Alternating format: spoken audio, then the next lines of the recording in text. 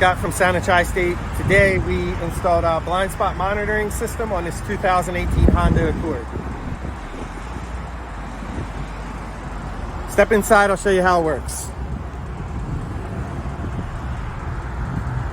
So it's a pretty simple system. All the sensors install behind the bumper, and all we're left with is two visual sensors on each side, and then we have an audible tone that will emit, which is underneath the dash. So the way it works is you will get a visual confirmation as somebody is in your blind spot. If your turn signal is on, you will get an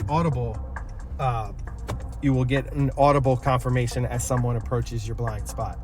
The system uses GPS so that it knows if you are in motion or if you are stopped at a light.